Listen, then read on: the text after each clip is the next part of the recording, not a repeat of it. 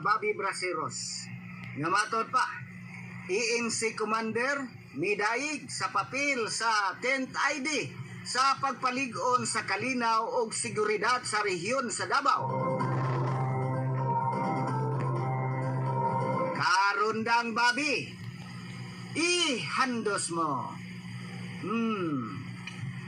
Si Major General Adonis Ariel Orio, Commander sa Eastern Mindanao Command EMC Armed Forces of the Philippines, may pahigayon ng opisyal nga pagbisita sa headquarters sa 10th Infantry Aguila Division sa Barangay Tuburan, Mao, Davao de Oro. Dito siya bidawat ni Major General Alvin Luzon, Commander sa 10th Infantry Aguila Division, uban sa mga key members sa division staff o mga post of unit commanders.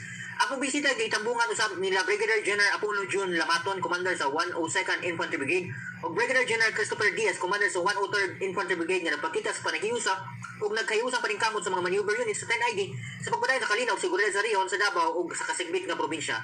Aton sa pagbisita gipresenta sa 10th Infantry Division ang komprehensibong campaign updates nga nagpakita sa ilang mga kalampusan sa Internal Security Operation ISO, ilabi na mga padayon nga kadaugan sa ilang insurgent nga area of responsibility ug padayon nga nakawalay presensya sa aktibong New People's Army units ilawom sa Southern Mindanao Regional Committee SMRC.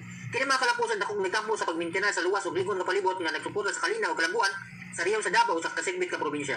Ipasiugda sa VP of External Security Operation ESO sa division isip suporta sa Comprehensive Archipelagic Defense Operation CADU na nagpaliko sa depensa sa teritorya samtang gimunapaligdan ang mga komunidad na sunong soberenya o nasunong interes. Gisumpayan kini sa aktibo ug manghop nga Humanitarian Assistance and Disaster Response HADR operation sa division nga nagpaliko sa pagsali sa publiko ug kaliko sa komunidad tungkol sa emerhensiya. Bidayag ni Major General Orio ang 10th Infantry Division tungkol sa ilang operational effectiveness, professionalismo ug dedikasyon sa iyang gipasiugda na ilang mga kalampusan hinungdan sa pagreserba sa kalinaw, pagpahimo sa socio-ekonomikanong kalambuan o pagmintena sa kaliko sa riyon. Kabayan sa kaliw unong katakos ng opisyal na enlisted personnel ang giatagan o pasinungog isip pagila sa ilang bilihing mga kontribusyon sa mga kalampusan sa kampanya sa division.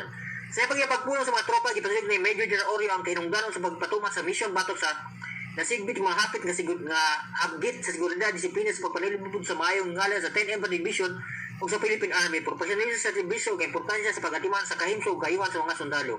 Ang kailayo ka nagpakita sa likod ng command oversight, panaghiusang paningkamot o hiusang panganugayan sa Armed sa Philippines sa padayon sa kalinaw o pabaligaw sa seguridad sa rehiyon sa Davao o kasigbit nga probinsya. Kaya minsan nagpahayag si Major General Luzon sa iyang pasalamat sa pagbisita ug giya sa EMC Commander o iyang gipamatudan nga pag-usab ang walay pagduwa-duwang paningkamot sa 10th Infantry Division sa pagpadayon sa mga kadaugan sa kalinaw ug seguridad.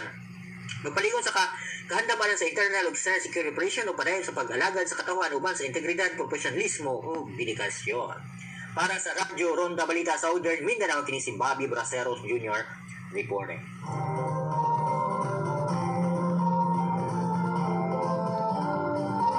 Okay, daghang salamat Karundang Bobby Braceros.